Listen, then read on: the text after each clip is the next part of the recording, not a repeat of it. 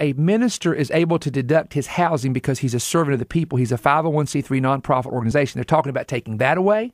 They're talking about taxing the property of churches, which is 501c3. See, the very reason you have a 501c3 is you don't become involved with political things. You have certain regulations that you've got to, you can't endorse candidates. And now they're wanting to step in and do that. And then they're saying they're going to limit the amount of money that you can count on your taxes to give to people. Not only that, they're going to raise taxes across the board on everything.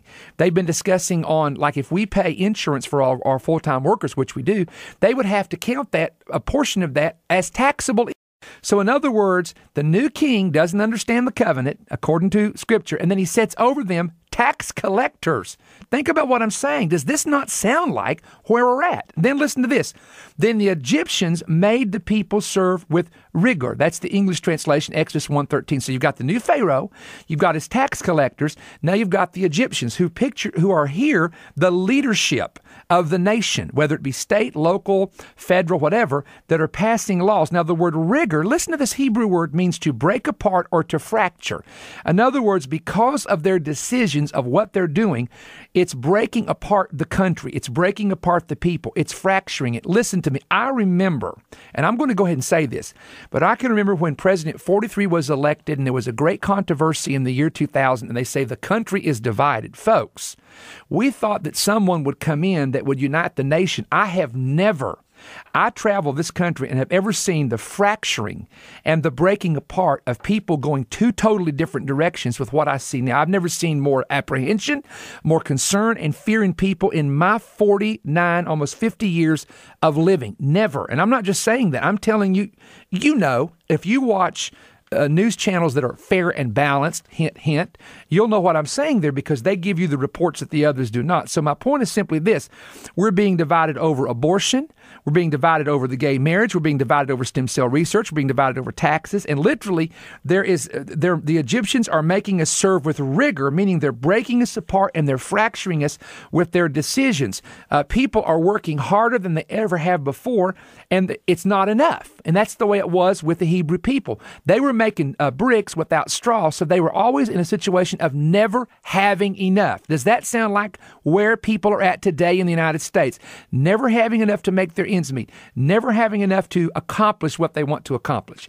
So here's what began to happen. Oh, we're going to dig here now. We're getting ready to go somewhere.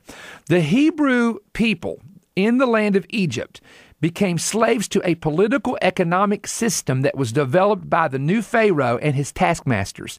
This is a picture of what I believe. Now listen carefully, because remember, during the time of famine, Egypt affected the entire world in famine. The whole world had to come to Egypt to get their food in the time of Joseph. So this is a picture of the world government, the global system. Again, Egypt being the first world empire of Bible prophecy, but it's a picture of how they're going to try to organize a global government where our individual freedoms will be lost and we will be subject to the politics, the laws, and the economics of a new slavery. Now, not a slavery that puts you in chains, but a slavery that puts you in economic bondage to a system. We are entering, ladies and gentlemen, I believe, a time of bondage. If they pass, if God doesn't intervene, if people are not raised up to change what's about to happen, there's going to be heavy taxes on workers. There's going to be workers that are going to be controlled. They're going to be masters, taskmasters from the Beltway in D.C. placed over banks, over corporations, over car industry. And you say, well, that's great because they're really letting those rich people have it. No, you're seeing the whole thing wrong. It starts with them, then it's going to come down to you. Hope you're hearing what I'm saying. Okay, Pharaoh, here's another thing. When Moses did come in and he said, you're going to let my people go from this. Pharaoh did not want the people to go. Do you know why? Because he did not want he did not want to take the income out of the country. He wanted all the income from those people and the work of those people to stay in Egypt. Now, here's another parallel. We do know that there are people, very rich people, that go to Swiss banks and they put money in Swiss bank accounts with their names, and Swiss law says that nobody can touch that money. Well, they're now going in. Our government has gone in and demanded the names of all those people that have put money in Swiss bank accounts. Now, maybe that's good because they say, hey, they're going to get their tax income. Fine, but think about this. Then they go offshore, and if they've threatened islands, our government has threatened islands to boycott them and boycott their tourism if they don't report all the American people that have offshore money. Now, the thing about it is, in certain cases, there was nothing illegal about what some of these people were doing. But the point I'm simply making is Pharaoh wanted all the income in Egypt. He didn't want the people to leave or depart because he wanted, well, you say, that's stretching a little bit. Well, maybe it is, but I'm telling you something, the more I study this thing, the more I see these amazing parallels of what's happening now. So here's what's interesting. You ready for this? I want everybody to listen now. When the new king arrived, one of the first decisions he made in the book of Exodus was to allow the abortion of Hebrew male sons that were born to those Hebrew women. And he set midwives out to ensure the abortion would take place. When our 44th president was elected, one of the very first things he did was reverse a law that President Bush had signed in for 8 years that allowed that what he basically did was funded abortion anywhere around the world. So that's the first thing, Exodus 1:15, that the new king of Egypt did. And here, guess what happens? We see the parallel taking place right now. Number 2, Exodus 1:11. Check this out. The new king was concentrating on building treasure houses and building his wealth system. The treasure houses were the, ready for this, banks of that day where the wealth were kept. And God's people were involved in building the treasure houses. And so he was, first of all, what he does, he's involved with the banking industry or the treasure houses of Egypt, and he's involved with aborting the sons of the Hebrew women. So here we go. Hello, what's the big thing?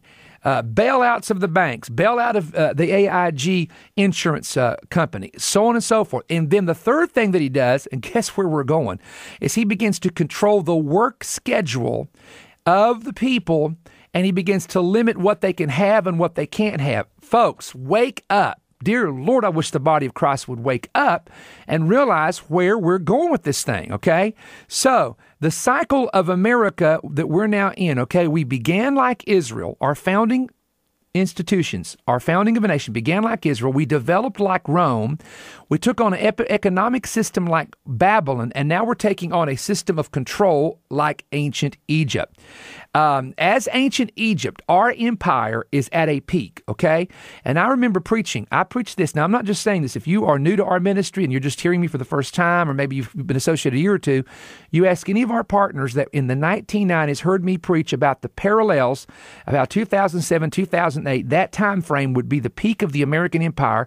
And I said 3 things are going to happen. Number 1, there's going to be change around 2008.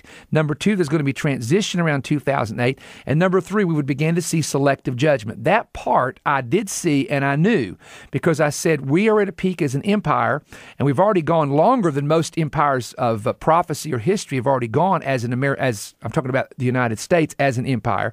And so I began to talk about there would be changes in leaderships. It would change what we've taught, what we've believed for years.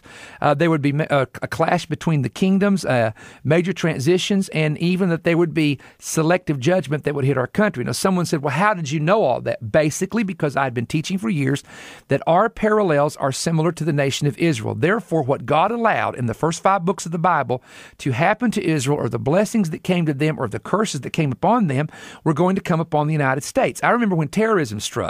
You go to the book of Leviticus 26, the very first thing God warned Israel about is if you do not hearken to my word, if you break my covenant, you don't obey my command, I will appoint over you terror. Very first thing God says.